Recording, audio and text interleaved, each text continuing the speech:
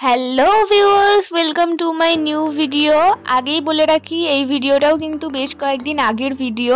গায়ে শীতের কোনো পোশাক নেই, সেটা দেখেই তোমরা আশা করি বুঝতে পারবে। সেদিন আমরা গিয়েছিলাম কিছু জিনিস কেনাকাটা করতে, সামনেই দাদার বিয়ে, তাই সো বেসিক্যালি আমরা লেডিস টিম গিয়েছিলাম, আমাদের কিছু জিনিস কেনার ছিল, কিন্তু আমাদের ফোন করে করে নিয়ে আসা হয় ঢাকেশ্বরীতে। কারণটা হচ্ছে মামারা তো আগেই বেরিয়ে গেছে, কিন্তু তারা নাকি চুজই করতে পারছে না যে কি কিনবে।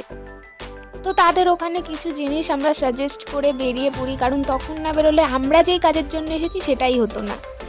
এটা হচ্ছে কৃষ্ণনগর সোনাপট্টি বা সোনাপটি, এখান থেকে সব পরপর সোনার দোকান। তো আমরা সোনা কিনতে যাইনি, আমরা গিয়েছিলাম কিছু জড়ি লটকন কিনতে।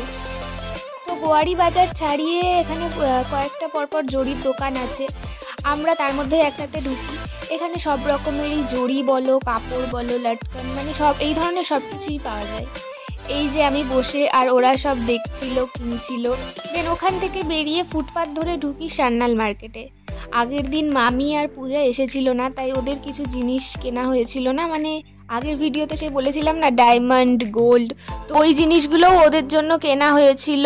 দেন বাবা আবার ফোন করে, তাই ওখান থেকে আমি আর পূজা যাই আবার আর একটা দোকানে, বাবারা কে কিনছে সেটা দেখতে।